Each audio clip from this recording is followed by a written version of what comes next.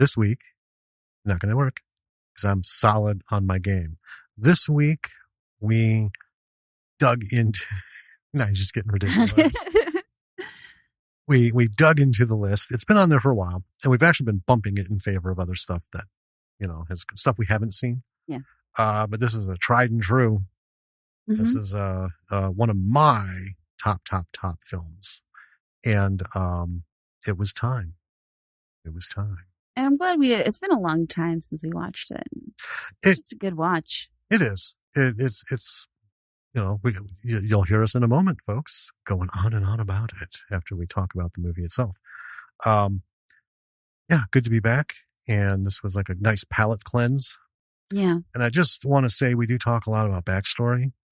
And what makes it really funny in my mind is we've mentioned before, we watched 7 Deadly Sins with our daughter, the anime. Mm-hmm. I have had such a hard time with this latest season because it's like 17 minutes an episode. It is nothing but exposition. And it's like, yeah, it's 17 minutes of episode and like 18 minutes of exposition. That's how fucking jam-packed this shit is of ridiculous nonsense that I was so bored. I think you're being kind. I think it's more exposition than that. Probably. Jesus Christ. And so much backstory and side shit and weird. Oh, now this is a plot.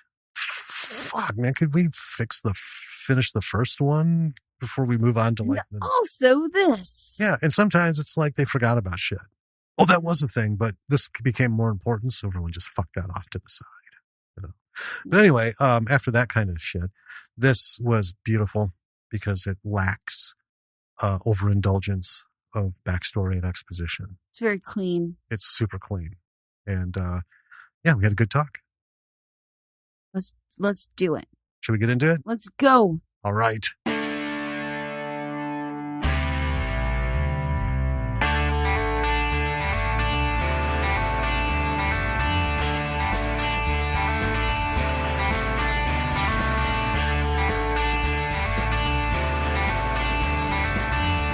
Hey there, B-Siders. Welcome to another episode of Bravo for the B-Side. This is your damsel in distress, Danny. Really? Yeah, I told you I was doing this bit. But a damsel in distress? I have a list of tropes and I randomized them, and that's the one that is today's. Okay. Also, I'm in distress. Why? Because this is our first time recording after our long vacation. Yeah. And I'm excited and nervous. I haven't even got to say my name yet. Who are you? And this is Jim. Just plain, somewhat confused Jim. Hey, Jim. Hey, distressed Danny. Yes, we did the marathon recording of so many episodes before we left, so we wouldn't fall behind. And here we are, back on schedule. We've been back for a week, and it's been pretty good. It's been a bit of a roller coaster of a week, though. Yeah. Kind of wild. No rest for the wicked. Well, that is us. No, but vacation was good. It was so fun. Yeah. Yeah, good times. Hot. Oh, my God. Us Midwesterners, when we go down to the South, our blood doesn't like it. No. We get sweaty. Yeah. Real sweaty. It was a damp vacation. It was. Yeah. The whole way through. 90-degree Savannah summer. Yeah. Oh, and like crazy. I mean, even some people down there were like, oh, this is something. That's true. So we felt extra special being involved with that. Yeah. But yeah, it was wonderful. It's a beautiful city. Oh, yes. We went to Tybee Beach mm-hmm. and you found a bunch of tent stakes in the sand. Yeah, I could erect a small city of tents if I wished. Yes. Our metal detecting yielded, those were the two pennies. Yes. We thought they were tokens. Yeah. But they were a handful of change. Yeah, I found a quarter and a dime, and then what we thought were 2 tokens because they were so gnarly. Yeah, the beach does things. Well, it was a bit of an education, though, on how poorly the pennies we have today are made. Oh, yeah, absolutely. Yeah, they look like plastic, and yeah, it's barely readable. But anyway, that was all good. Yeah. And before we get going, there's a couple of shout outs I want to make. Make your shout outs. So, folks, if you find yourselves in Savannah and you have car problems, let me tell you, Raphael's Auto Service, who very serendipitously, was right across the street from our hotel. Yeah. And I mentioned that because while we got the day after we got down there, something acted up on the car and had to take it in. Raphael's was right there. And let me just say, guy was super busy, but he made it happen.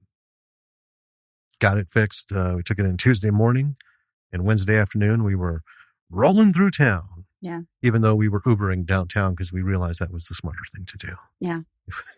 Parking, folks, in Savannah downtown Savannah is something. Yeah, it is. Yeah.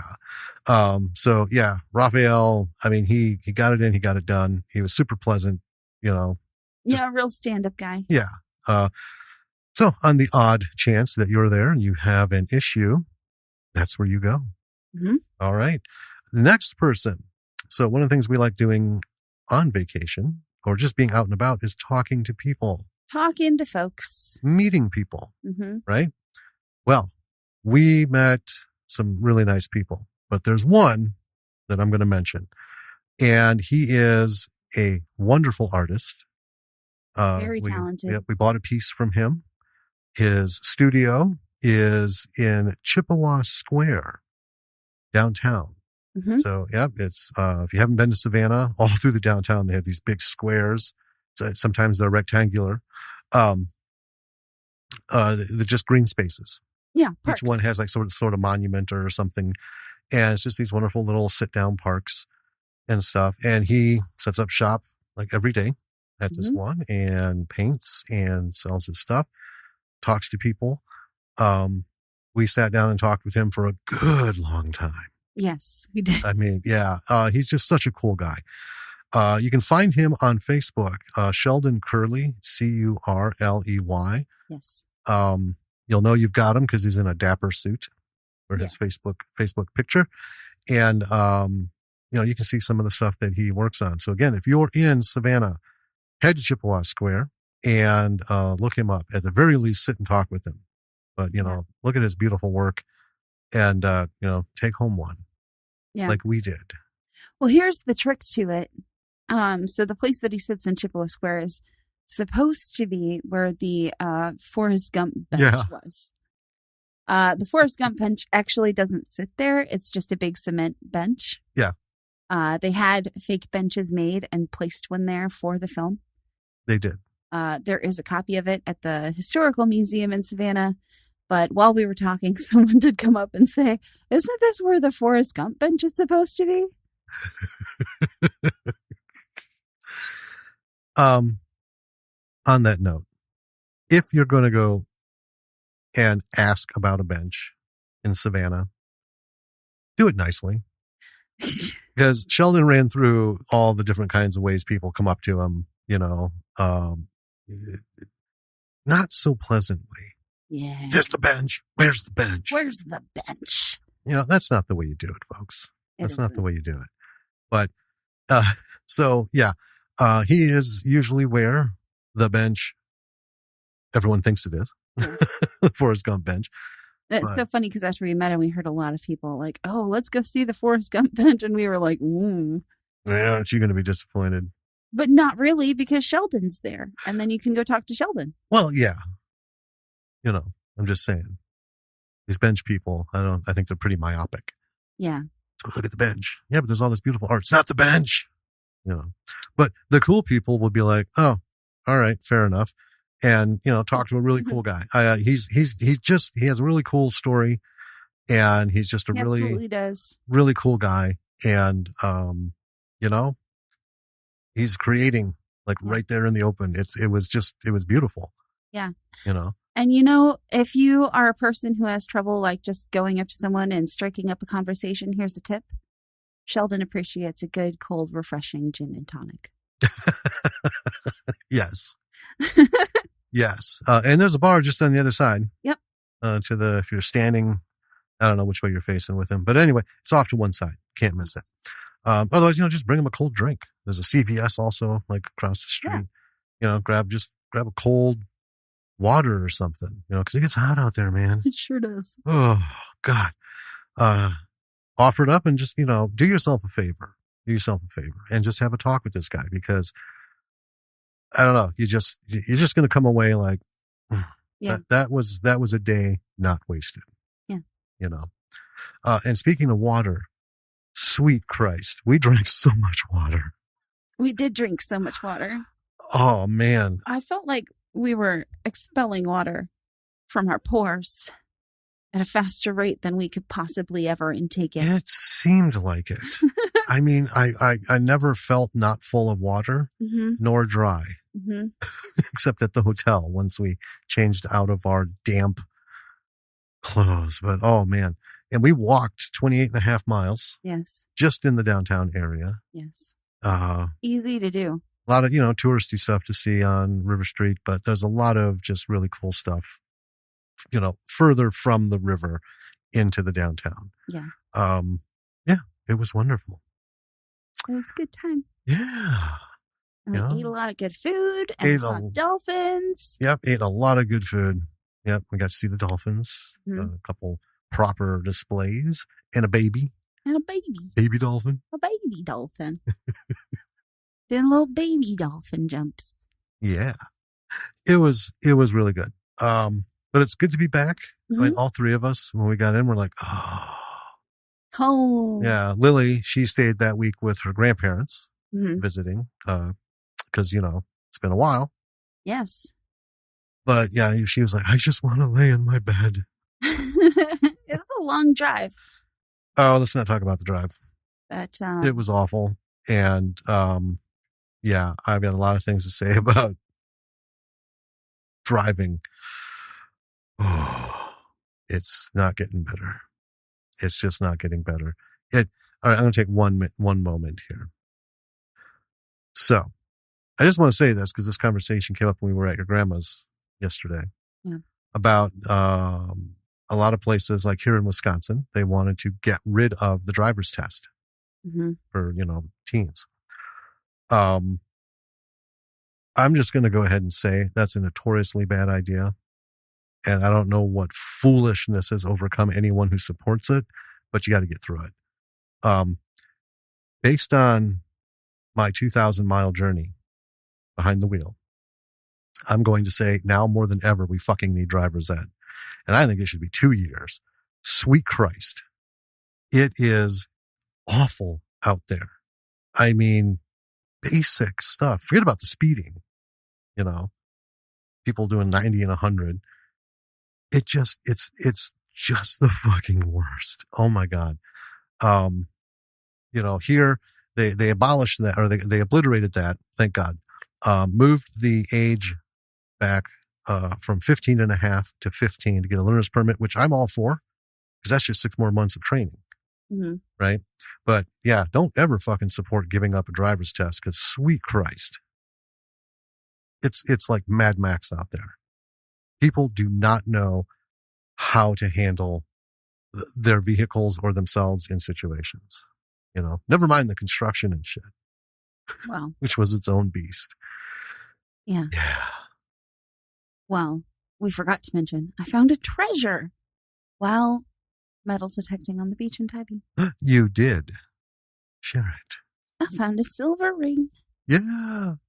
It's not an extremely valuable silver ring, but... No, but, it's something. You also found a completely intact pair of sunglasses buried in the sand. This is true. Yes. They weren't very far. I think they were from that same day, but... Well, yeah. But, yeah, I got just shit. I got a few tent stakes, not as many as you, a lot of bottle caps, some bric-a-brac.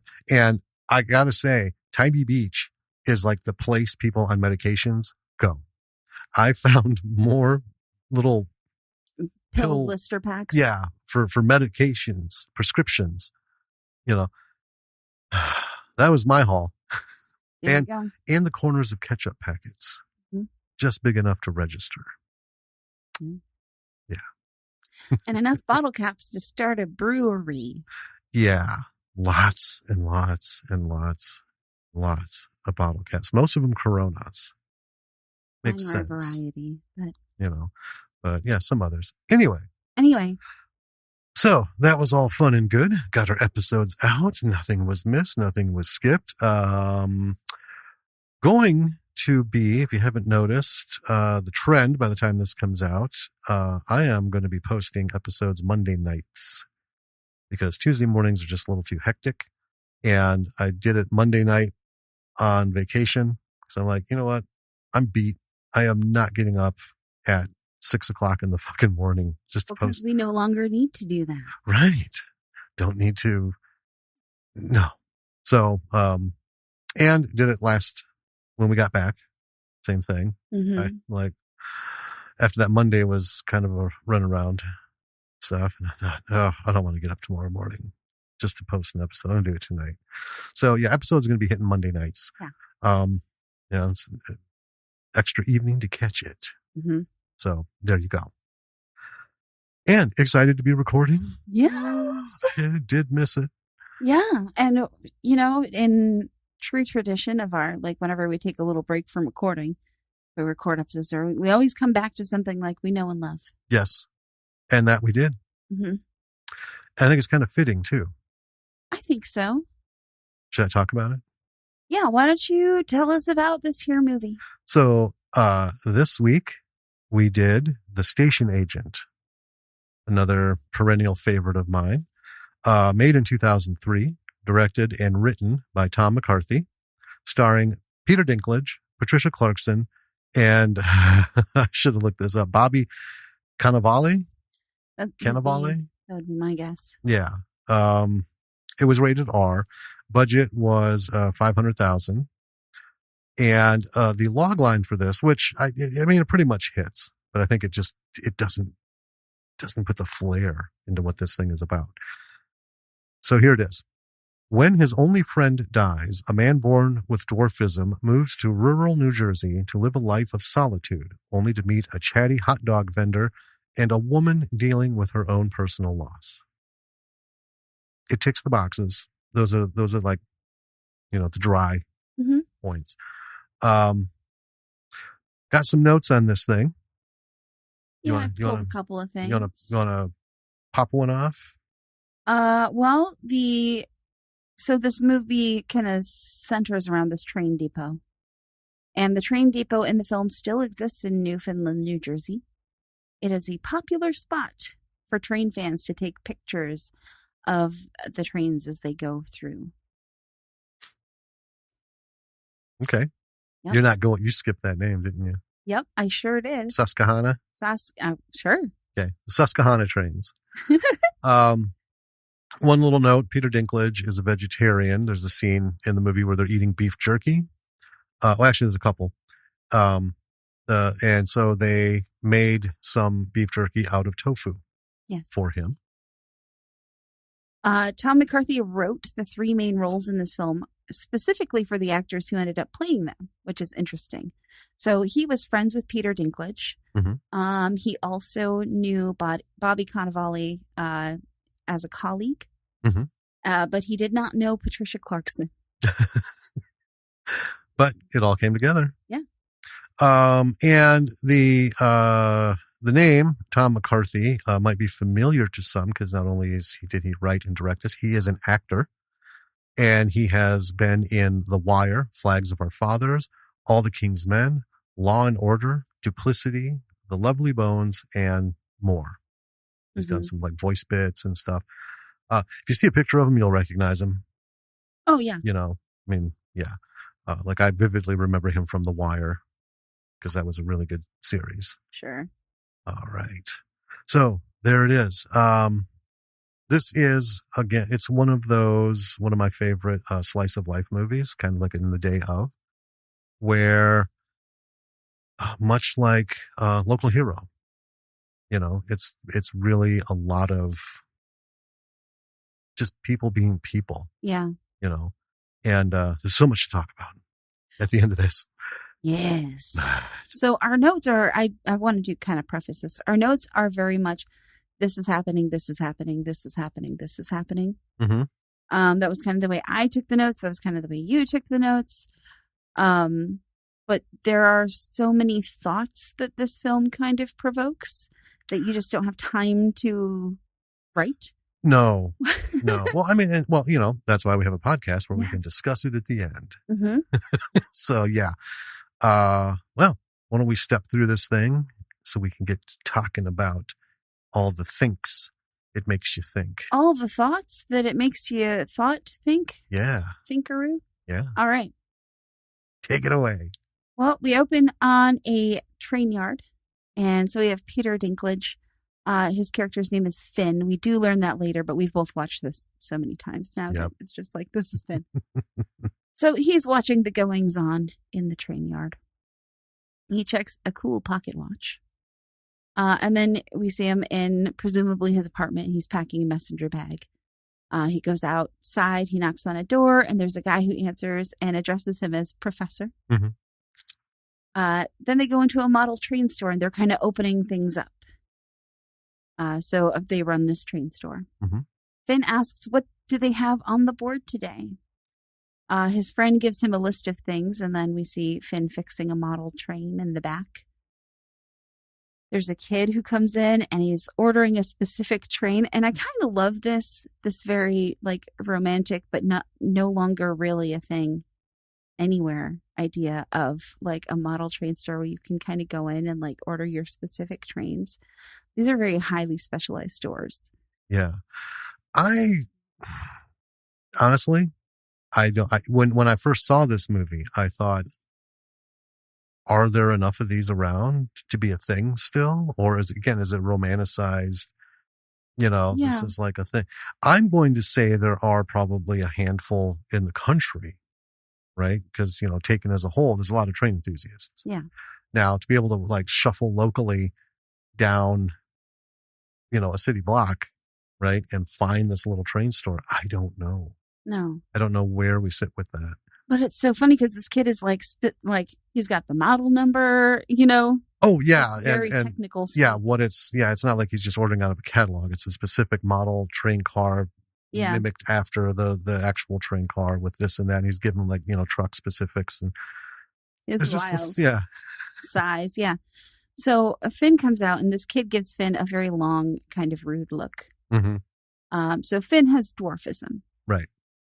And so then, his friend is like, "Hey, are you done? Do you need anything else?" Kind of getting this kid's attention away from Finn. Do you forget something? Right. And then as Finn is walking down the street, we see some kids making some dwarf jokes about him, and he just ignores them. He just completely focused. Yeah, he just forward. Yep. Then he's in the grocery store, and it's this again. The cashier doesn't see him right away. She sees like the guy in line behind him.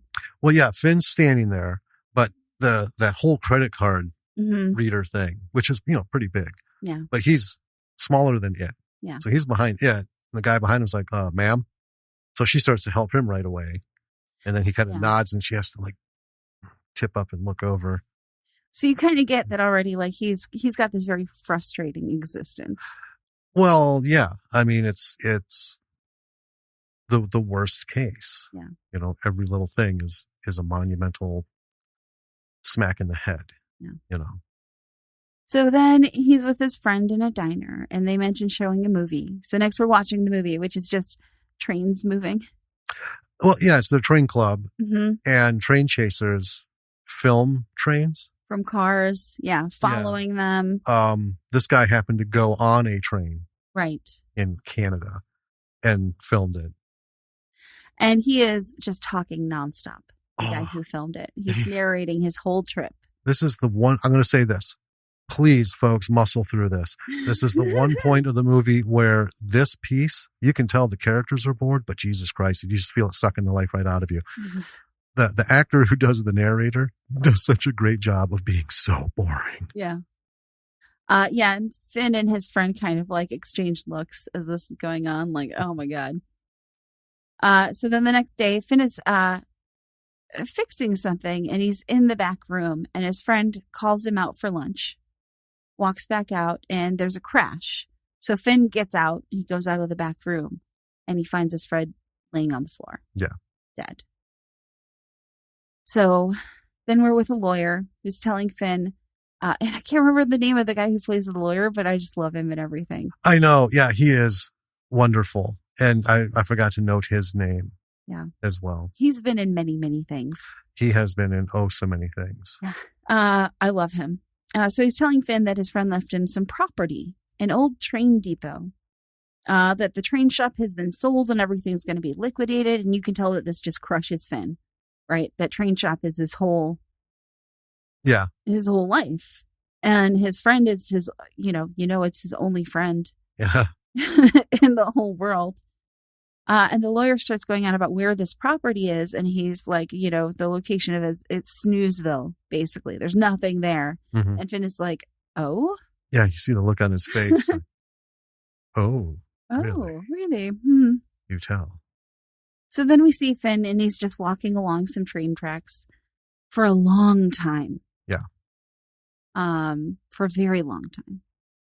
And he follows them all the way to the property location in Newfoundland, New Jersey. Yep. So he walks these tracks for an extremely long time. Yes.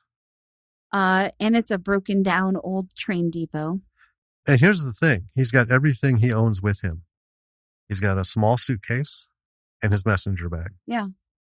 That's it. That is it. Next to it is like an old caboose. A short ways off is like a red barn type building. Inside this train depot is pretty janky, but it's functional, Right. It's a place. It's kind of like a little cottage inside. It's got a papered over ticket window, basically. Mm-hmm. So Finn he sleeps on the couch. In the morning, he wakes up and he walks out and there's like some commotion outside. And he walks out and there's a guy kind of setting up a food truck. Yeah. And you can look around and there's like nothing. I know. So you're like, what? Why is this guy? There's the train tracks and then there's the station just off the tracks. And then there's this giant gravel like lot. Right. It's not like a parking space, just this gravel lot. And that's where the truck is setting up. And beyond the lot, you see trees. Right. It's so the guy asks Finn, can I get you anything? What's up? Finn asks for some coffee and the guy starts making it and just starts asking him like generally friendly questions. Mm-hmm. Finn is not much for conversation. No. And the guy, who we find out his name is Joe, tells Finn that this is his dad's truck, but his dad is sick, so he's running it for him. And this guy, Joe, is very chatty. Yeah. He just kind of talks like nonstop. So Finn pays for the coffee and walks back to the depot. And as he's walking back, Joe's like, do you live around here? And Finn's just like, yes. So he gets there and the mailbox on the side has fallen. Yeah, it was on the porch. And you can see there's a square spot like high up where it used to be. And Finn kind of holds it up and like eyeballs where it's supposed to be. Yeah. Sets it down and walks in. And that's when Joe realizes that Finn lives there. Later, Finn is walking to the convenience store. And as he's doing so, a woman in a Jeep is driving towards him. She's driving, she drops something. And then, she starts swerving and she nearly hits him. Finn leaps off of the road and she hits the brakes, gets out, goes to help him just in a panic. Mm-hmm. She's covered in paint, like a painter. And she asks if she could give him a ride somewhere. He just looks at her. No. No. And then at the convenience store, Finn is met with the same odd looks from the woman who's working there. And then he's like getting milk or something out of the thing. Also, we hear her call to him and he turns and she's at the end of the aisle and she just like rudely snaps a picture. Yeah. Of him. What the fuck? Then later, the lady in the Jeep, whose name is Olivia, is at Joe's food truck getting coffee. So that's where she goes to get her coffee. And Joe tells her someone moved into the depot. And then he tells her he's interesting and a little guy. And she turns around and she just mutters, "Shit." So later, Finn is walking back with his groceries. And then once again, Olivia is driving towards him. She spills her coffee as she nears, swerves, nearly hits him again, sending him off the road again. She stops in a panic, goes to see if he's all right. She asks if she can give him a ride back to the station, saying the hot dog guy, Joe, told her where he lives. He declines. And then she limps back to her Jeep with the burned ass. Yes. Back at the depot, Finn is arriving. Joe starts talking to him, invites him for a drink at the bar. Finn declines, says he doesn't like bars. And Joe is just like this really friendly type. Oh, yeah. Right? Later, Finn is walking. Because like he offers. That comes later. Anyway, he's just want chat. Yeah. Right. So later, Finn is walking through the caboose on his land, and it's got an attached train car to it too. Then we see him walking the tracks into town. He passes a bar, the mill, and later a little girl comes up behind him on the tracks and starts walking them with him. He stops at one point, turns, says hi, and she just runs off. Yeah. And he just kind of like, huh. That night, Finn is looking over some train maps, and there's a knock at the door. It's Olivia. She brought some whiskey as a housewarming, sorry I ran you off the road gift. Yes. He invites her in. She pours some drinks, and just kind of throws it out there, saying when she was 19, she slept with a guy because he rolled his own cigarettes after seeing Finn smoking hand-rolled cigarettes. Her cell phone rings. She doesn't answer. She says it's her husband, who isn't her husband at the moment because they're separated. Says he gave it to her so he could reach her. And then she starts messing with some old furniture, ends up pulling it on top of her, like this old ticket cabinet thing. Mm-hmm. And then her purse spills out all its contents. And we see that she has quite a few medication bottles. Right. And she kind of covers that up by asking him about the place. Yeah. And he tells her that he was bequeathed the depot as an inheritance. And he tells her a little bit about his friend. He lost him 3 weeks ago. Mm-hmm. And she says her son Sam died 2 years ago. And then she wakes up on the couch in the depot. And as soon as she realizes that she slept there, she just beelines it out. And we see Finn was laying in the tub and he was awake, just kind of waiting for her to leave. Yeah. Outside, Joe in the food truck already said, I asked her if she missed her train, and she kind of laughs a little bit. So Joe goes and knocks on the door and starts asking Finn about it. And he's kind of ribbing him a little bit, mm-hmm. you know? You're the details, man. And Olivia's phone rings inside. So she's left it there. So Finn asks Joe if he knows where she lives so he can return it. And Joe lets him know. Yeah, he does. And then Joe is asking kind of desperately. I love this, man. If you guys do anything later, can I join you? And Finn's like, we're not going to do anything. I'm just going to drop this off. Yeah, but if you do. No, I'm not going to do anything. No, seriously, man. But please, if you do, please call me. Let me know. Finn eventually agrees. Love Joe. Yeah. And then we see Finn leaving her phone outside on her porch. He doesn't even knock the door. He just sets it on a bench outside. Right. And leaves. And then we see Olivia inside and she is painting. And she's got all of these paintings. They're very eerie, these paintings. They are not uplifting. No. They're not very cheerful. No. And her separated husband rings and she ignores it. We can hear him on the voice message thing, you know. Then a woman knocks on the door, and Olivia just can't get away from this woman fast enough. Whoever she is. She seems like an old acquaintance of some kind. Yeah.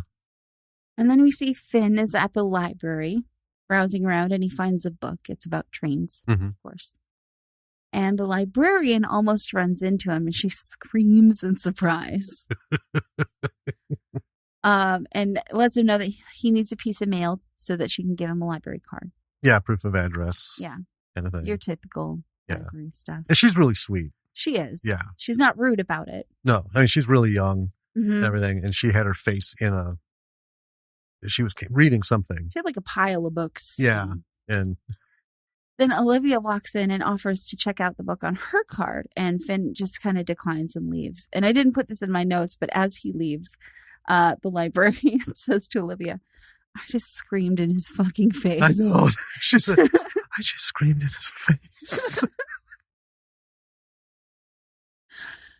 At home, Finn gets home. He walks everywhere. Yeah, he walks. Yeah. He sees the book on his porch. Then Joe is there, offers him a beer. And then Joe lets him know that he's packing up the food cart for the night. Yep. And he says, "Mañana, baby." Then the little girl comes up to talk to him briefly, the one who followed him on the train tracks earlier. And she initially thinks that he is a kid. Right. You know, she realizes, I think, pretty quickly that he isn't. But her questions are very like, I'm just a kid, like curious kind of questions. Yeah. Not rude. Right. No. But very curious. Obviously, she's never seen anyone like Finn. No, but she also has the most sense. Yes. Than most people in this movie. Yeah. And she also realizes that he likes trains like she does. Yeah. And her name is Cleo. So then we see in the morning, there's a couple of guys in a truck. They're stopping by Joe's food cart. And they see Finn leave the train depot and they start making jokes. And Joe just like shuts them down right away. Yeah. He tells them to knock it off. Shut the fuck up. Yeah. And Finn is, walking away. He doesn't hear any of this. Or if he does, he doesn't show anything. Right. And then Olivia comes up and she tells Joe that she saw Finn by the pond. So Joe offers the coffee that she's going to order for free if she takes him to Finn. Yep. And they have a fun kind of car ride where Joe's like talking the whole way. Yeah, he's still Joe. Yes. Olivia has more than one syllable answers. But barely. Right. She's, Finn just doesn't engage at all if possible. And she's just minimalist. Okay. Yeah. So they find Finn on a park bench. And Joe just gets out and sits next to Finn, who is train watching, he says. And Joe kind of looks, there are no trains. There's just the tracks. Yep. So he asks if they can hang out a while. And much later, we see there's a little bit of it's like a mini montage. Time going by of Joe getting increasingly bored. Yeah. And then finally a train comes by and it's like 3 cars long. And Joe's like, what the fuck? He gets super excited. He's like, whoa, whoa, whoa. Yeah. And then the 3 cars go by and he just turns around to Finn, lifts his hands. What the hell, man? On their way back, they see Olivia and Joe asks her for a ride home. Yes. Olivia, can you give us a ride home? My feet are killing me. Please. And Finn's just like, whatever. And he makes dinner for them in his truck. And they kind of have this, Joe has this conversation mostly. Yeah. They're responding, but Joe asks Finn what he thinks of Amtrak, and Finn has never ridden an Amtrak. So they ask him a little bit about what train enthusiasts do, and, Finn explains a little bit. So they ask if he's ever gone train chasing. And Finn says, well, I can't drive and I don't have a camera. So no. You need those things. Before the meal, Joe has them say grace. And Finn and Olivia are both clearly uncomfortable with this. Yeah. I got to say, Joe's grace is so casual. I mean, it starts out very sincere. It's very chill. Dear Lord, thank you, for this food we're about to enjoy, and thank you for this, and please help my father who's driving me fucking crazy. And then as he is serving up the food, Joe gets a call from his dad and has to go. And he pretty much just leaves Olivia and Finn there with the meal. Yeah. So they kind of eat in silence. At one point, Olivia's like, this is good. We can just eat and not talk. We don't have to talk. And he just goes, okay. Yeah. All right. The next day, Finn is walking with Joe on one of the tracks, walking the right of way. And then they're at the park. Joe is throwing rocks at the bridge. Later, they pass the library. The librarian says hi to Finn. Joe's like several paces behind him, sees this, double times it gets up to him. He's like, unbelievable, bro. First Olivia, now this librarian. Right? So Olivia pulls up to Finn's place and knocks. He's not there. So she leaves a video camera on his porch. And then hears a kid's voice. And it's Cleo. And she's in the train car playing conductor. Yeah. Which was so cute. That conversation is wonderful. She's a very cute little girl. So they chat for a little while. Cleo asks if Olivia wants to see her Spike collection. Olivia agrees, plays the, do I need a ticket? No. You sure? And then back to Joe and Finn walking on the tracks. They're actually conversing. Yeah. It's about trains, but it's something. So it's not this monosyllable, yes, no, thank you. Mm-hmm. Finn is actually speaking. Yeah. Right. And Joe is asking him like specific questions. Yeah, specific questions. And that's the thing about Joe up to this point. When he talks to both of them, even after this short period of time, he narrows in on them. Yes. Right. Trying to get a little bit more information about Olivia, talks about what he knows about her, and, tries to get some information out of Finn. And he knows he's into trains. So he's nailing very genuine curiosity questions. He really is. He's like, if anyone is familiar with the Dale Carnegie, How to Win Friends and Influence People. Yes. I mean, Joe doesn't even have to try. This is just who he is as a person. Exactly. Yeah. And the more you watch this movie, the more Joe just becomes, everyone does a bang up job acting and the characters are great. But Joe, you're like, I need a Joe. Yeah. If everybody could have a Joe, that'd be fucking awesome. No. So they're conversing. Later, they come up to the station. Finn finds the camera. Joe reads the note on it, and it says, happy movie making, Olivia. And that night, we see Olivia at home. She's alone, drawing and drinking wine. The next morning, Joe is setting up the truck late. So he's there late. Joe asks why Finn doesn't ever sit in the lounge, which is a plastic table and chairs he sets up next to the truck. Yes. Finn says he likes to read. Joe says, go ahead. I have a book I can read. So then we see Finn sitting in the lounge with his train book reading, and we see Joe reading, and he just can't shut up. He's trying to read. Yeah. But he can't shut up. And then Finn just very dryly, you said you wouldn't talk to me if I sat here, Joe. Joe says it's been like 20 minutes since he said something. Finn pulls out his pocket watch. He says it's been 9 minutes. Joe said, you timed me? That's cold, bro. So then Joe pulls out his phone and calls Olivia. And and Finn's like looking at him, and Joe just kind of, just read your book kind of thing. The interactions between these two are so subtle, but so straight on. It is fantastic. Yeah, they're really wonderful. A lot of stuff to talk about with this, but yeah, everything about this is so genuine. Then we see the three of them walking the tracks. Yeah. They stop on a train bridge. Olivia is nervous.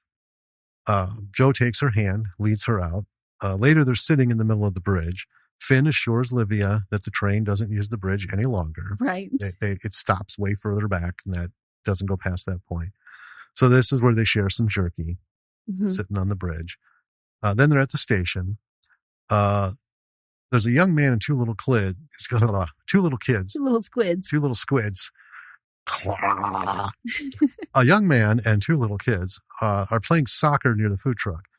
The older kid asks if they can have some sodas. Joe says they're closed, and then he gets up. He'll play with them. So he goes over and starts playing soccer with them. And Olivia just kind of leans over to Finn and says, he sure enjoys life. Then she watches the two little kids for a minute. You can see she becomes upset, and then she just gets up and takes off. Mm-hmm. We cut to her later at home. She's sitting on her bed, staring in the mirror. And she looks really sad. Later, we see Joe. This is awesome. Racing along in the food truck. Yes. Right? And then the camera moves over, and there's Finn with the camera, and they're filming a train with this new video camera. And Joe is all into it. He's very excited. He is more excited about this, I think, than Finn. This notably is the first time we see Finn smiling. I mean, like he's ear to ear. Yeah, like Huge living grin. it up, not just the somber, straight face Finn. For the first time in this film, they go as far as they can in the truck, and then it stops, and then they hop out to finish watching and filming the train. And both of them are just laughing and smiling. And then we cut to Olivia, who is in her bathroom getting ready for something. Yes. But, it kind of crosses over here. But I had, there's a voiceover of Joe saying, hey, Olivia, we filmed the train. You want to see it tonight? So that kind of answers it. Right. Yeah.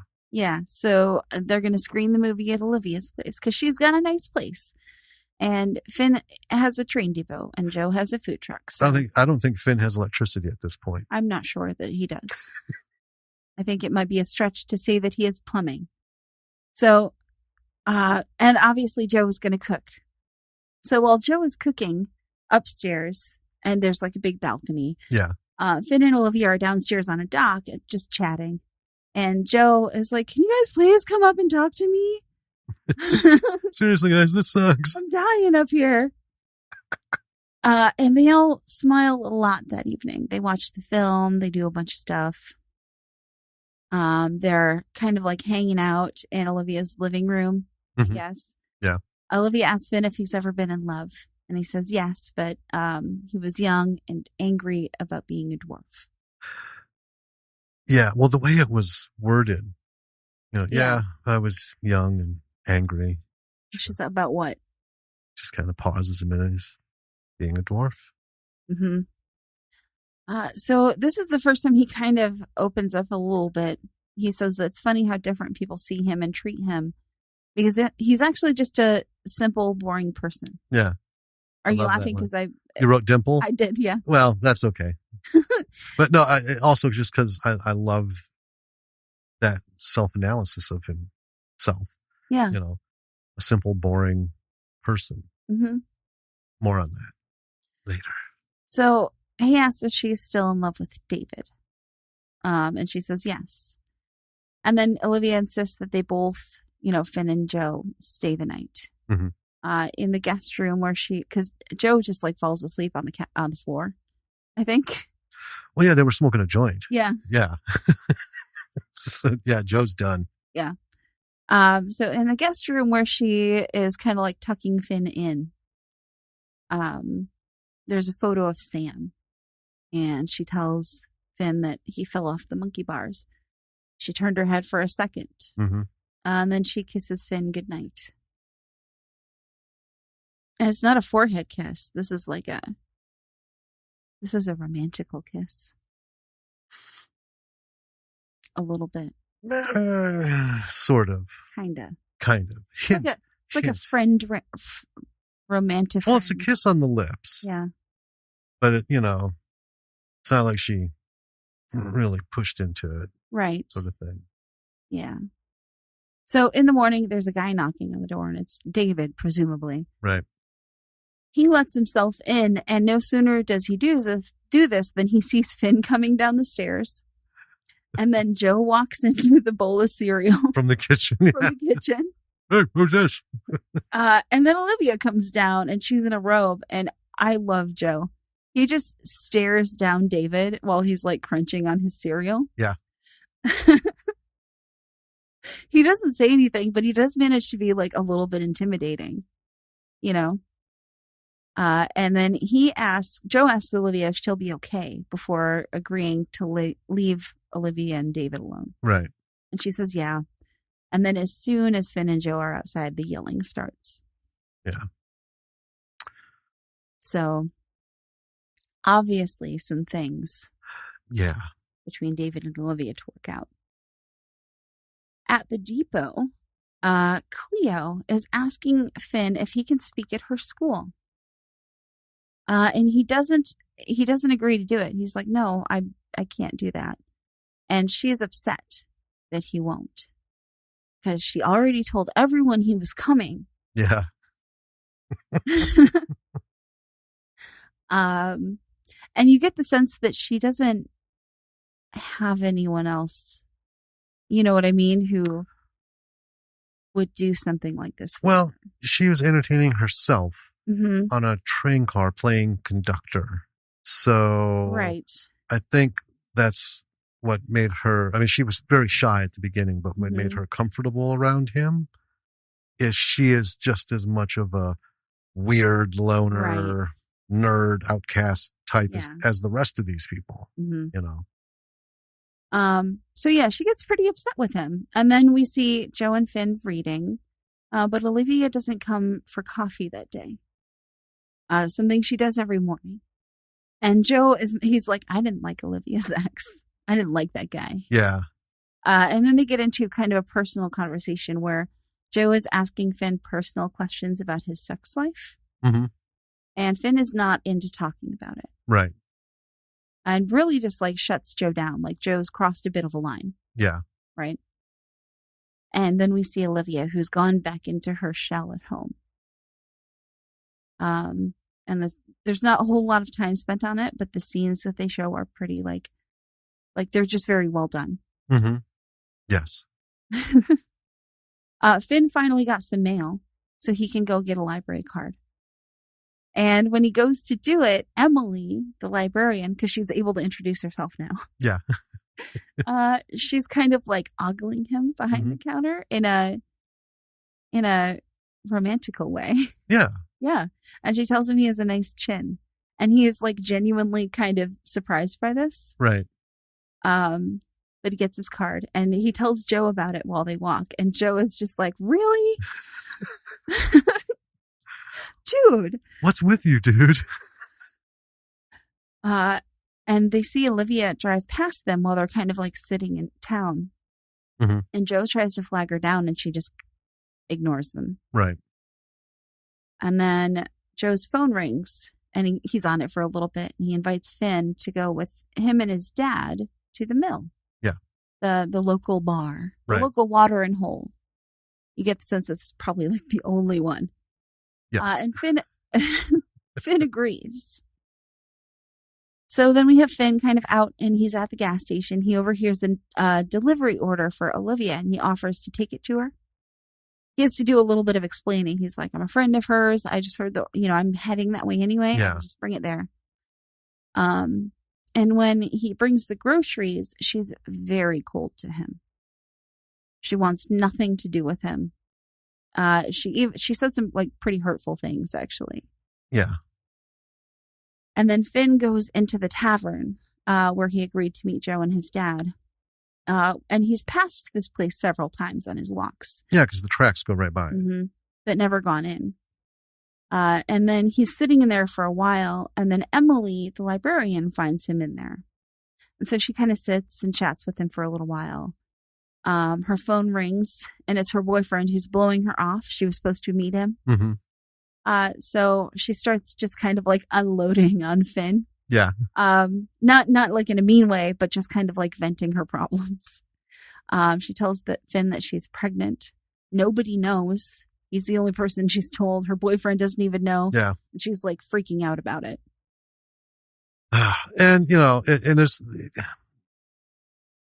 there's more to it than that. There's this wonderful little interactions that, I just want to get into it now, but I'm going to wait. Okay. Later we see Finn walking her out to her car. Joe hasn't, and his dad haven't shown up. Then one of the dickbacks from earlier, one of the two guys who were making jokes that Joe shut down at his truck, shows up, and he, of course, is her boyfriend. They start arguing, Emily and her boyfriend. Things start to get physical. Emily is pushed down. Finn steps right in. Yeah. And he's like, no. And of course, dickback hillbilly shoves him into the car. And then Finn gets up and he ends up walking home. So the next morning, he's in the train car, angry. He's moving seats around. Mm-hmm. Joe comes in with coffee. Finn is really cold to him. And Joe apologizes for the night before. His dad had some pain. And after the whole doctor thing that Joe called the doctor, they had to do all this. And by the time he called the bar, when that was over, Finn had already left. And Finn doesn't have a phone. Finn does not have a phone. He's like, you really need to, after he explains that whole thing, you need to get a phone, bro. Finn says he just wants to be left alone. Joe is visibly hurt and just walks off. The next morning, when Finn comes out of his house, the food truck is not there. He walks into town again on the tracks, ends up sitting at the park. Then we see him back home. And then Olivia's, we see the phone rings, the answer machine picks it up, and it's David yelling into the machine for her to pick up. It's night. Finn hears a train signal, opens his door. Emily is standing there. And she's a little freaked because she's like, I was just about to knock. And she said she came by to apologize for what happened. Says everyone at her house is freaking out about her being pregnant. She let them know. And she's just sitting there and she says she likes the quiet at the station. Mm-hmm. So they talk about what a station agent was. I'm not going to get into all that. Right. But it's a very intimate moment. Yeah. Because she is genuinely listening. Finn is not like forcibly explaining. Right. He very, like normal conversation explains this is what he, sold the tickets, did the mail, did the stuff, even cut hair, blah, blah, blah, blah, blah. And then she just leans over and kisses him. And then she asks if she can stay the night just to sleep. And he agrees. And then we see them on the couch. One head at one end, one at the other. Yeah. All, furled up. And morning comes, she leaves. And I just, as she's walking out, Emily is clearly in need of a friend. Yeah. Right? You get the sense she's another one. Yeah, she's got this idiot boyfriend, but she probably does not have a circle of friends that are, or any friends maybe. Right. There's just a sameness to these people as we meet them. And then Cleo shows up, asks if Emily is his girlfriend. He says no. She's like, I liked the other one. Yeah. And, it's a normal conversation. And then we see Finn at night and he's just kind of laying there awake. The next morning, he's off, heads to Olivia's. He sits at the edge of her driveway for quite a while, it seems. There's like cut moments, like he's just sitting there, he's reading, then he's snacking. He sets up like then he's train watching. Yeah, then he's got a sandwich. He's eating a sandwich and stuff. Nothing happens, so he goes back home. Next day, he's back at Olivia's, sitting in the driveway, same thing. And then at one point, he sees and hears her. She's walking on the porch, yelling into the phone. David has apparently done something bad. Right. Real bad, because she is just going.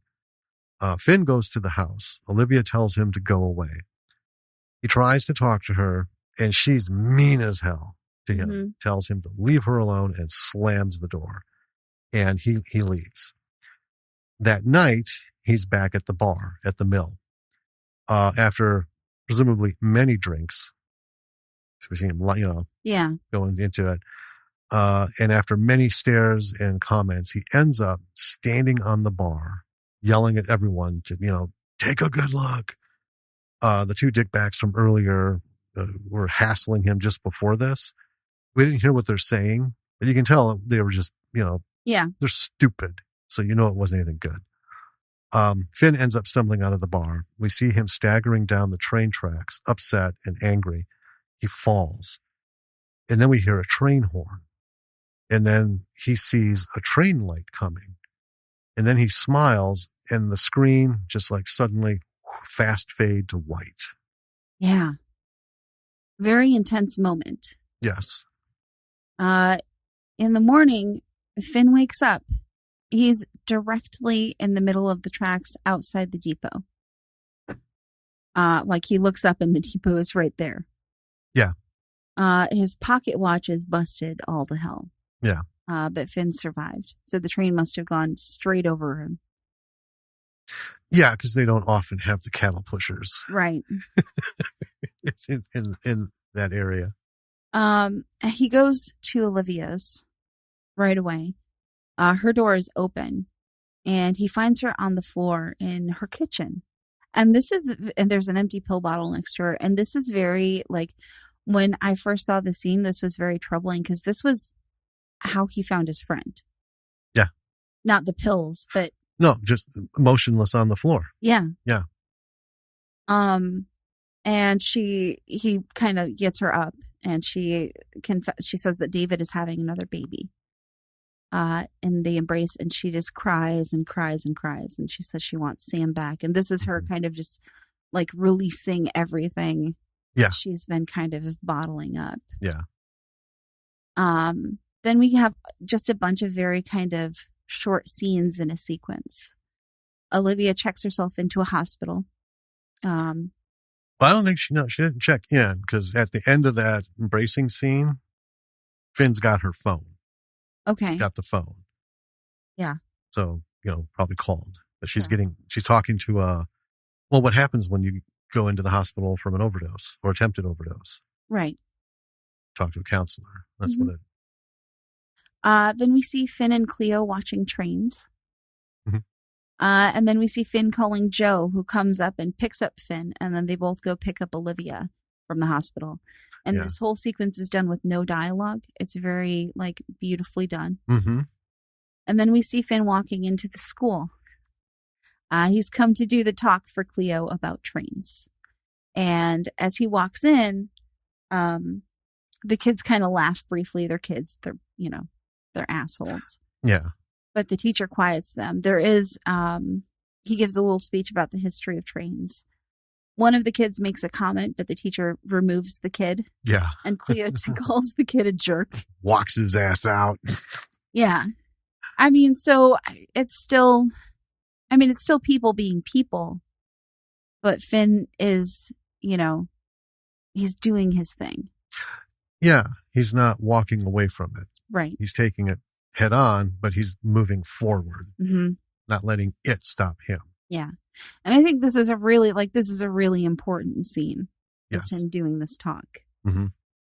And then we see the trio at Olivia's and they're just kind of chatting amiably. They give Finn a little guff about the cute librarian. Yeah. It's just like regular friend talk stuff and then fade out. That's the movie. So much to talk about this film. The reason I fall in love with these kinds of movies is that everyone involved did such a great job of making it so realistic. There are hundreds of these I've seen that I just don't care for. Yeah. They tried, but they just didn't, it's a hit or miss thing. Sure. I get that. For this, everything fell into place. These actors, bam, brought it, right? The director, he wrote something fantastic and is one of the few examples of being able to be the director and visually bring it and keep the story going. And just, it's not another self-masturbatory salute to me. Look what I can do, right? This was a story that had all the best storytelling elements on just normal people. Well, yeah. I mean, these people are all going through something. Yes. Right? They're all going through something incredibly difficult. And they're all very relatable things for people to go through, And nothing like earth-shattering happens in this movie. You know what I mean? Right. Well, and that's why I love it so much, because that's how life is. Yeah. You know, you could apply a lot of bumper sticker bullshit things to this to explain it. You know, what's the story of this movie? Someone always has it worse than you, right? Whatever you think you're going through, someone's going through worse. I always thought that was a shit way of looking at things. Yeah. Because, you know, none of us should be judging what someone's going through, because to them, that could be the end of the world, right? Literally. I mean, they feel as bad as you'll feel at your worst moment. You can't gauge somebody else, but everybody goes through something. So you're not unique. That doesn't make it easier to get through. It doesn't make it, you know, less painful, and it's not to minimize it. But I love these things, because this movie, because everyone has something. Joe, let's talk about Joe. Joe's my favorite character in this movie. What he's going through is his dad. Yeah. Right? We don't know at all about Joe's life prior to him taking over Frank's hot dog stand. Yeah. Right? His dad's Frank. Gorgeous Frank. That's Gorgeous Frank, yeah. Yep, Gorgeous Frank is the name of the hot dog truck, because his dad's name is Frank, and, you know, Frank is a hot dog. And yeah, the hilarious thing though is, like, hot dogs are really maybe 1/100th of what he serves up in this hot dog truck. Right, he serves up some delicious looking Cuban food, and I mean, yeah, it's like, and his cafe con leche, which is just we never see a fucking hot dog. Yeah, which is no, is awesome. He cooks up some pork chops, like. Yeah, and some beans and rice, and just, oh my God, that meal, I could be there. Yeah. But anyway, we don't know Joe's life prior to this moment. Right. We know that his dad got sick, and he grew up in Manhattan. Yeah, because he's, you know, talks about where Finn was from, and he's like, oh yeah, no shit, man, Manhattan, born and raised. But his dad got sick, so he stepped up. And that's all we know of Joe's history. Right. Right? Again, someone would have taken this and riddled it with backstory, and we would not be doing this episode. Right. Because it's not important. What's important is the situation, you know? But other than that, Joe is dealing with his dad, who is, you know, very sick, very worried about him. Oh, yeah. And he sounds like he's a handful. Right? And I can believe it. But Joe is just what Olivia says. Well, he just loves to live life. Yeah. You know, Joe is that kind of guy. So we talked about it, and I've always imagined him prior to his dad's illness, just like fucking around in Manhattan, you know, living moment to moment, just maybe aimless, because obviously he doesn't have a job. Right. You can't take over a hot dog truck every day if you have a real job. You know, so I just see him as not like lazy, but just, I mean, that's his focus, is life. Right. And then shit got a little real. His dad falls ill. So he starts doing like a grown up thing, but he's still Joe, you know? Yeah. Just so positive, and just trying to not let what he's going through dictate how he's going to be. Well, he's making the best of the situation that he's in. Right. You know, but he still engages people. Yeah. And all throughout the film is, you know, and there's like ups and downs we'll talk about, but, you know, he's genuinely interested in people. You know, he's not just like, you know. He is the definition of a people person. Yeah. You know, he gets real excited about trains and stuff because Finn is excited, and he's with this guy, you know, and he's enjoying it with him. Mm-hmm. Right. He's open to all this. You know, he's like the ultimate improv actor. Just say yes. Yeah. Always say yes. Yeah. And that was one of the things we talked about, is he doesn't understand all this train stuff, but he is very interested. Yeah. Yeah. And he, you know, we the evolution of him asking questions and how their conversations shows he's been paying attention. Yeah. Right. Because he knows what to ask about. He knows how to phrase it, you know. That he is just like the brightest, most energetic character. Yeah. Right. But then we have like Olivia. So we have a little backstory about Olivia. We don't know how her marriage was before this. Right. We don't even know what any of that was about. All we know is we know she's going through something. Mm-hmm. And then we learn she lost her son. Right. And it was 2 years. And she hasn't moved past that. Right. I don't want to say let it go, because I think that's also bullshit too. Everything that happens in your life, you need to hold on to it, but you either need to own it. You move forward with it. You move forward with it. Yeah. You bring it with you. You can put it in the back. You can lock it away, but it's always there. You can't just like make things go away, good or bad. But you can't let it dictate. And she is. It has complete control over her. Mm-hmm. She's doing her painting thing. But then we learn, you get the sense that she's not here just doing some solace thing. She's hiding. Yeah. And, and this David, her, husband / ex, soon to be ex at some point, ex. Oh, he's moved on. He's moved right on. Well, yeah, you can't have a baby with somebody else other than your estranged wife, unless you've moved on some degree. Right. Right. And for someone who hasn't moved on, learning that, geez. In that fashion. Yeah. Yeah. So it's pretty easy to figure out the context of that call. Hey, Olivia, it's David. So, yeah, while you were gone, I was fucking this, woman, and she's younger, and I got her pregnant, so we're going to have a baby. I guess we're going to get divorced. Right. What a dick. Well, I mean, we don't know David all that well. He's clearly very insensitive to whatever, Olivia's going through, and she's not interested in letting him, right. Do whatever.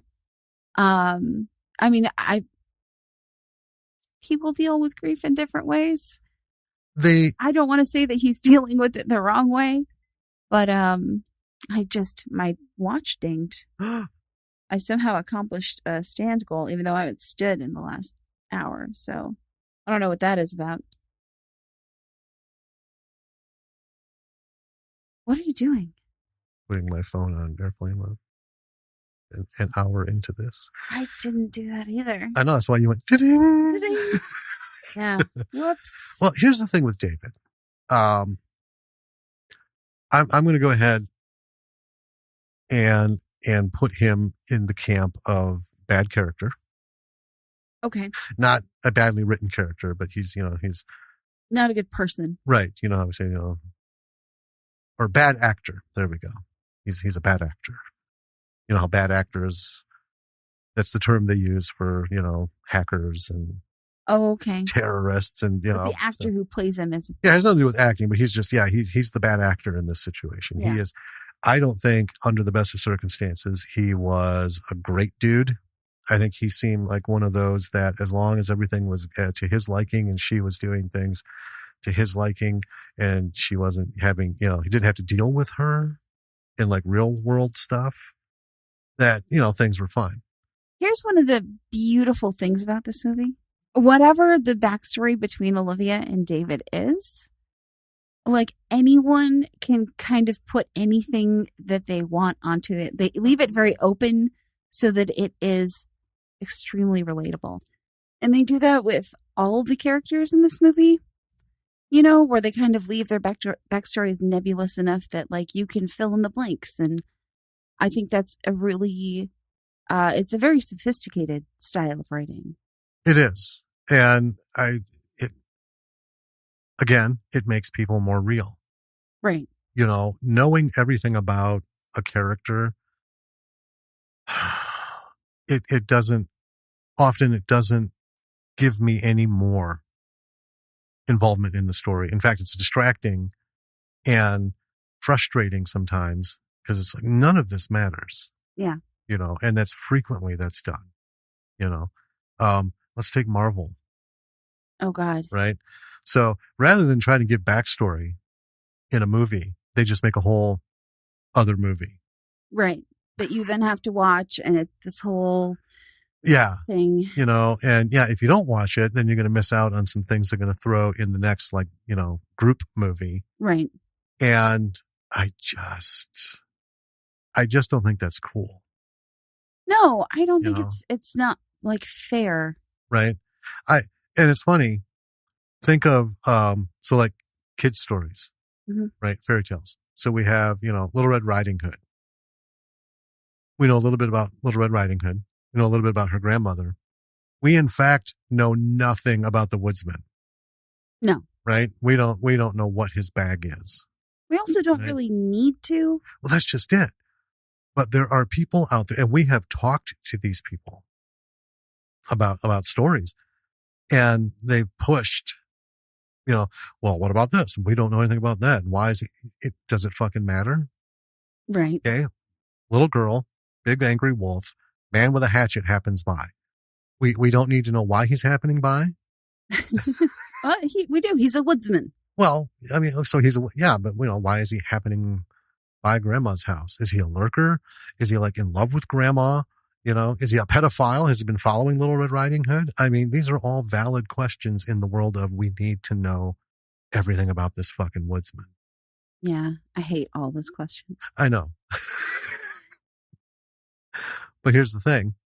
Doesn't matter. Doesn't take away from the story. Bam! Guy comes in and saves her. Shipping. But yeah, all the characters are lacking. We know just enough about them to bring them in the now. Yeah. Right. And this movie is kind of all about the now. In that, I mean, these characters are dealing with kind of like things that happened in the past. Yeah. But also things that are going on, like these things are still affecting them now. Right. Well, I mean, some are, like Joe is right now. He's living it. Olivia is living the aftermath. And Finn is in that weird, he lost his world. So not only is he in a state of mourning, right? Right. He's also got to be like, well, what do I do? I mean, I got to keep moving. My world is gone. I got to go somewhere. Luckily, he's got this beautiful little station that his friend left him, So yeah, they're in different places. And I like the variety. They're in different places and they're dealing with stuff and they're dealing with very different things. Yes. Like we were talking about Olivia and, lost a child and David's got his own thing going. What I really like is there's like 3 sentences referring to that. Right. I lost Sam 2 years ago. And then much later, he fell off the monkey bars. Right. I turned my head for just a second. And then I want Sam back. Right. It is kind of the exercise in storytelling of like tell a story in 6 words. Yeah. I mean, did you find yourself wanting more? Oh, no. Right. But I know there are people who, again, we've talked to who would have seen that whole fucking thing become like a 10-minute backstory flashback. Oh yeah, a whole flashback to exactly what happened. And I think that's the handicap writers get into is I think people bully them into it. I don't think anyone naturally does this. I think it's people who don't actually do writing come up with this. But these fucking monologues, right? How many movies have we seen where there has been this like 5 to 8 minute, just the characters just going on and on and on and on ad nauseum about this thing that affected them? That's not how people talk. No, this is how people talk. Tom did a fantastic, I can't say it enough, fantastic job. Yeah. With how people talk, and how people talk is how they act, and how they act is how they interact. And that's, to me, what is the magic of this film. I think so. Yeah. I mean, we felt we wanted to be near these people. We took instant liking to Emily. Oh yeah. Just because her initial reaction to Finn wasn't any of the other rude. Well, it was just startled. Yeah, but then she just bam, just, okay, well, need a card, and oh well, gotta have this, and and she like dug him as a person.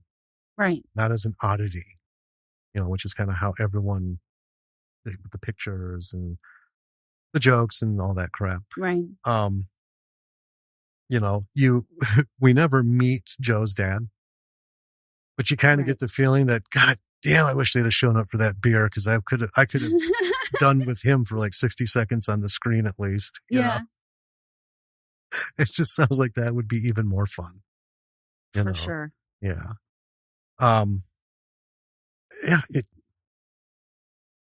It's, I think the biggest example or the lesson from this is writing people. I think so. I think this whole movie is an excellent, excellent character study. Yeah. And I think that should be in every film. It's usually only movies like this where they try for it.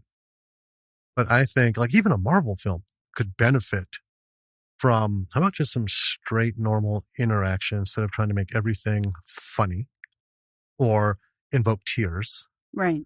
Right. And then there's nothing in between. Well, yeah, it's just kind of this beautiful series of normal moments. Yeah. And every story has those. And I think, big adventure films and action films would hugely benefit. Oh, they severely lack them. Yeah. You think of something like Indiana Jones, Raiders of the Lost Ark. All right. I don't want to talk about the other two because those were clearly molded by franchise mentality. What? But Raiders of the Lost Ark, it took action the way, it was modeled after the old 30s serials, right? A lot of it didn't make sense.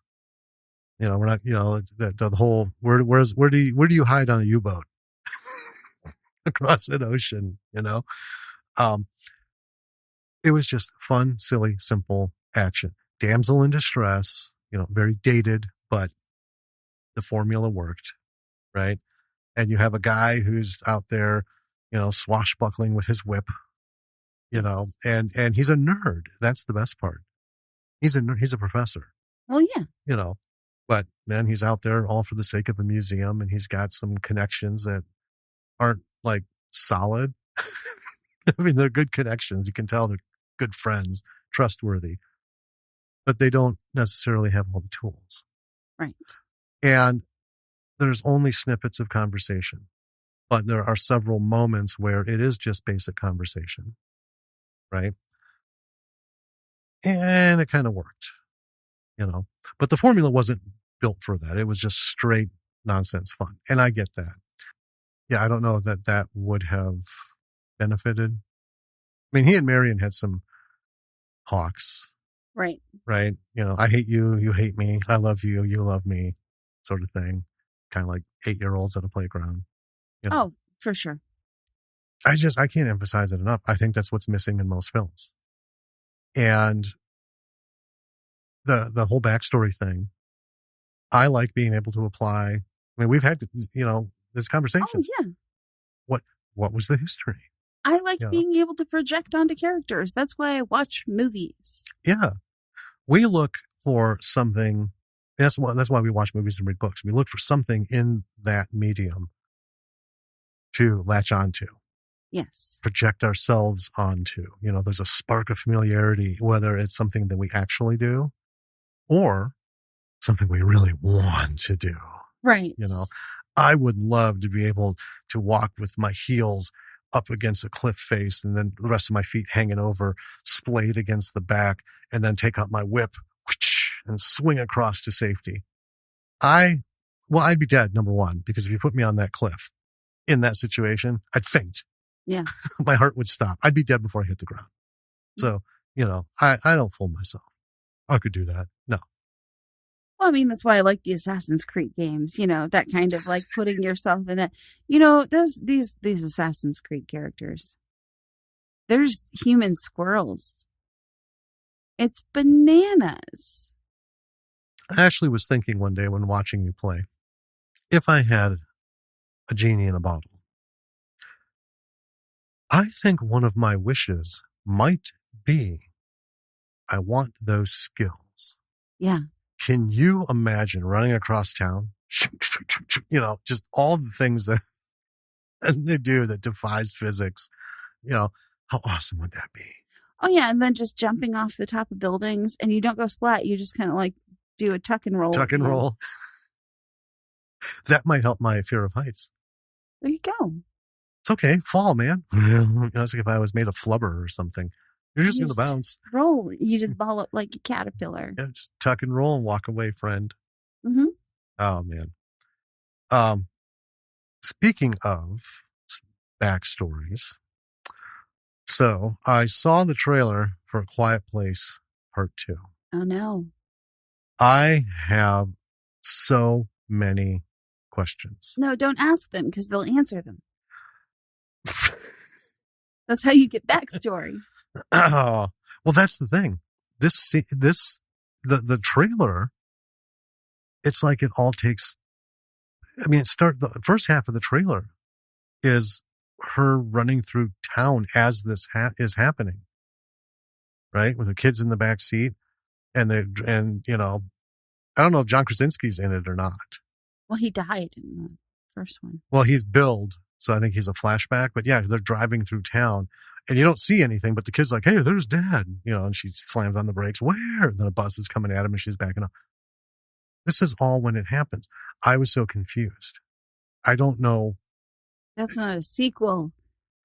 Well, but then they show her with the kids and the baby, and they're walking away from their place because it's been compromised.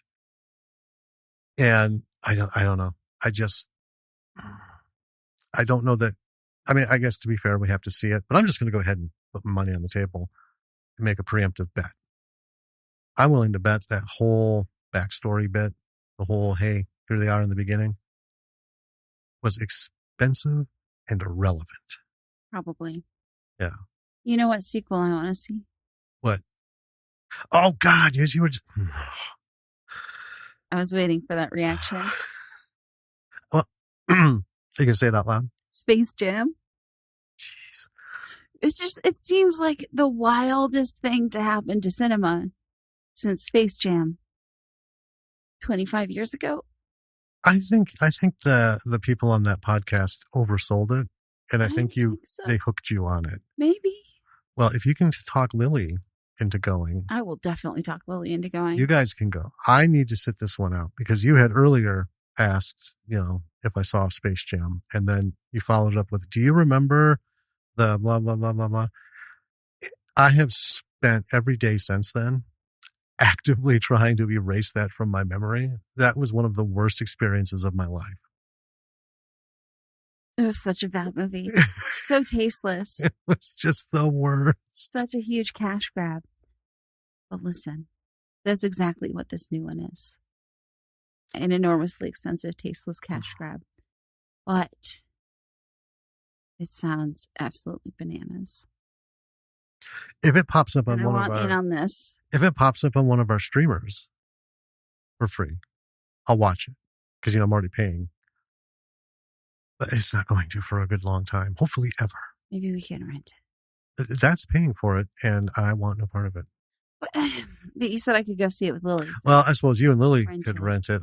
I'll hole up in here and do some stuff or watch TV in the bedroom. Go for a bike ride. Or take a nap. I'm going to ask her as soon as we're done with this. You can take notes on it and let me know how much backstory there is. How much exposition there is. Nah. That's no fun. Anyway, let's get back to this bad boy. Pacing. Perfect. Absolutely perfect. Real world pacing. Yes. I love the use of the shots, showing what actually, here's the funny thing. It's always Olivia and Finn. We never see Joe unless he's interacting with them. Right. We never saw him with his dad. We never saw him sitting somewhere pondering or whatever. And I like that because Joe's personality, he's not someone you're going to catch sitting at a window looking out, being pensive about shit. Right. So I think the exclusion of that, and again, I don't know because I wasn't involved in the writing, but it almost seems purposeful. Yeah. You know, it's one of those things. But Finn going through something, Olivia still going through something, and both of them socially withdrawn. So that loneliness, but it's only a few seconds. Yeah, they're not long. They don't linger. I mean, the one shot with Olivia where she's at home drinking wine and drawing, we surmise that by she's sitting at a table, she's got a pad, and she's drawing on it. And there's a wine glass. And there's a wine glass next to her. Boom. That was it. Mm-hmm. It took me longer to explain it than when it showed up. But you saw everything. And I love the lack of motion to create motion. Yes. Movement. You know, those little things, there's not a lot going on, nothing driving it. But the way it's put together propels you forward to the next moment. It's fantastic editing. Just well, and you know, editing is movie making. Yeah. You know, it's I don't know why I just thought of something that we'll come back to it. Steven Soderbergh said this. We'll just do it right now. So he's talking to Mark Maron on his podcast. Okay. And he's talking about the difference between film and a movie. Like the thing he just created, it's like, oh, that's a movie. A film wins awards. That's the difference between the two. It's like, if you had people list like 10 movies and you had to know which ones were films and which ones were movies. He says, everyone's going to list a couple that have won awards. Those are films. Everything else is a movie. I mean, I get that. It tracks. Yeah. But anyway, that kind of outlook just, it made me laugh. Because something like this, you know, there are people who will be like, it needs this, it needs that, it needs more pep and stuff. And had this script, I wish we knew the history of the script. Like, did he present it to a bunch of people and get shit on? Because, you know, they have that studio response. It's not fast enough, doesn't have this, there's enough at stake. You know, everything at stake is like nuclear level these days. Right? The stakes need to be high. Yeah. What about, I think the highest stakes are not losing yourself. Yeah. I mean, in any story, even Indiana Jones, you know, can run the risk of losing himself. You know, he could be like Belloc and sell out and not put things in museums. I mean, I think that people, and people, I think, learn this from movies. Like, they wait for these big moments to occur in their lives to make crucial decisions, and they don't realize that you make crucial decisions every day. Mm-hmm. Yeah. About little stuff. And here's the thing. When the big moments hit in real life, they're not great. Not usually. Almost never. I can't think of too many big moments where you have to make a crucial decision. You know, is it like, do you take the bucket of gold or do you take the green cash? I mean, the biggest ones too, even good ones, are underwhelming. Yeah. Well, that's just it. I mean, I'm rich. At this point, I don't, you know, you could, you know, fill up fucking acorns with silver and pay me in that, whatever. So why is that a big crucial thing? The good stuff doesn't really have that. I mean, right. I can think of all the great highs in our lives. It's not like hard decisions, you know, it's like, well, we're going to go on vacation. Where do we go? It wasn't crucial. No. Right. But it was a big thing. It was a happy thing. It was a finally thing, you know, bad things have hard decisions. Yeah. You know, because they usually don't come with easy decisions. Well, is it this or this? It's like, or, oh, you know, which one? Anyway. Wow. The pacing is just great. Yeah. I warned everyone at the beginning. Please push through the train chaser film at their train club. Because good God, that has to be like one of the finest crafted movie moments of boredom I've seen on the screen. Well, but I actually really like that scene a lot, when you take this movie as a whole, because that was the last kind of like memory of that kind that Finn had with his friend Henry. Right. And whether or not the guy was boring and, his narration was garbage. Well, yeah, they both knew it was boring, Mm-hmm. and they shared in it. But I'm just talking about from an audience perspective. The first time through, that was a rough ride. That was like, oh.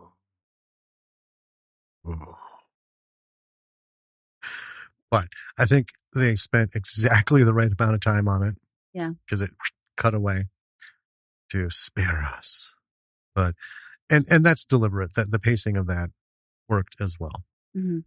But yeah, this whole thing, other than that intentionally being, droll and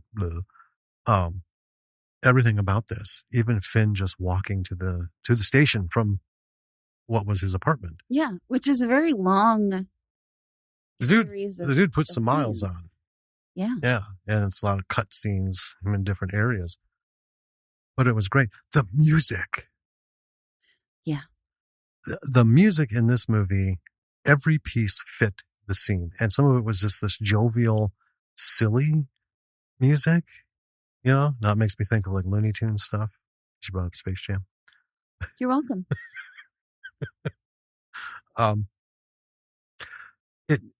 It's just a good movie with good performances, good writing, good editing. Cinematography is great. Super high budget for an indie film. Just shows what happens when you have some connections and you're already in the business. That's not to say there have been some that are far less, that have been fantastic. Revenge of Zoe. Writing Frenzy. I mean, we've talked about a lot of them. Yeah. So many. So, well, pretty much almost everything on our episode lists going back. And I'm looking forward to the new one. Yes. Big Tom McCarthy is the man behind Stillwater. Yeah. Yeah. Directed, and he has like first writing credit among, I think, 3 writers. Right. Which isn't uncommon. No. Especially when you get big studio money in, they'll throw somebody in to, like Terry McFadden. Sure. Right. To, take a look. Okay, you guys got this great, but, can we have someone, look this, tighten up the corners and, get those frayed edges a little smoother. So yeah, sharing a credit's not unheard of. A new Matt Damon flick. Yeah. And here's the thing. I love seeing Matt Damon in really gritty stuff. Mm-hmm. I think he does really well in those. I'm a huge fan of Matt Damon. Yeah. Right. Now, going back to, Good Will Hunting and all that, what really got me on him, because his performances have been good, but when they put him in the Bourne movies, yeah, I was surprised, delightfully surprised. Well, because those were his first, like, very kind of gritty, actiony, dirty, kind of roles. Jason Bourne, when they put him into it, I was just expecting like a good, solid drama performance. He hit all the marks. He did the action super well. He brought the drama. He also has the ability to inject humor, even if it's written as humor. He brings something to it. So I love seeing him in the gritty stuff, but I love seeing him able to flex his just fuck around muscles, because he is just so good at it. He is. And yeah, so kind of excited to see that. And, because of that movie, there's probably little hope we'll get Tom on the show, but I'm going to try anyway. You go for it, baby. Not for Stillwater, but for Station Agent. For Station Agent. He might be a little busy. Well, he might be, but you never know. Never assume. Never assume. I always thought a lot of people I thought were busy. I found out they actually were literally sitting on their ass for years, not talking to anybody, not doing anything because nobody was calling them. It's like, wow, man, that guy would have shown up for like a ice cream promotion at a, taco stand for like $25 and wear the taco outfit with ice cream on it. Anyway. The look you're giving me. The look you're giving me. Anyway. Well. Anything else you want to cover? I think that pretty much does it. To me, this movie is a home run on all aspects. Wonderful, talented cast. Everybody involved in the production, clearly on point. Yes. Talk about the editing, the cinematography, everything was great. Everything was lit, and for $500,000, you would expect this level of film, and this film hit that level. And I think passed it a little bit, just because people knew what they were doing. It's a really excellent film. Yes. Definitely one that you would, want to watch and study. Yeah. And it's funny because people who have never seen this, who are listening, are going to check it out and they're going to watch. And the first thing they're going to think when they see Finn, they're going to be like, oh, Tyrion, and it's when Game of Thrones came out, I saw Peter Dinklage and I was like, Finn, Peter Dinklage is amazing. He is amazing. He's done the goofy shit. He's done the hardcore, fantasy drama stuff. He's done the sinister stuff. He did a Marvel film. Yeah. He's absolutely, 100% best person on Game of Thrones. I wanted him to have the throne. Yeah. Well, a lot of stuff behind that. He deserved it. Yeah. He's like the only one who had his shit together. He had some vices, but, anyway. You should check out our website. Yeah. Go to our website. www.lordsofvisceralproductions.com. Everything is on there. Social media links, platform links, email links, our Patreon link. Merch store link. Yep. Our blog. Obviously all of our episodes are on there. If you're not wanting to engage in a specific platform. Yeah. The player's right there. Yeah. And then check us out on social media and follow our followers and do all that cool stuff and give us a rating and review. Yes, because a lot of people we follow and who follow us are involved in independent film and or are just, actors like, what comes to mind is Lindsley Register, from Walking Dead. She's on Walking Dead. She also does independent film. She, like any actor, she's taking the jobs. Mm-hmm. Like I just read, she got accepted for 2 different parts as a heroin addict. Nice. And that sounds so silly coming from me. But as an actor, what that means is 2 fucking fat paychecks. Yeah, 2 roles. Right? 2 roles, 2 paychecks, working, get to keep that card and get to keep moving on. So, follow these people, check out their work. Check it out on the platforms and stuff. Most of the people we've talked to, their stuff is out there for free. If it happens to be for rent, it's usually not much. Go ahead and rent it. Support indie film. Support indie film. We've got Hilton, we've got Kyle, who are pushing for new stuff right now. Mm-hmm. Kyle's trying to finish up one before getting into another. Hilton wants to launch forward. David, Lowell, Anton. Yeah. Cliff, Marty. Yeah. Eric. They're finishing up stuff. They're going forward on stuff. Let's keep this alive, people. Yeah. All right. What makes all of this worthwhile is it's, the studios aren't in charge.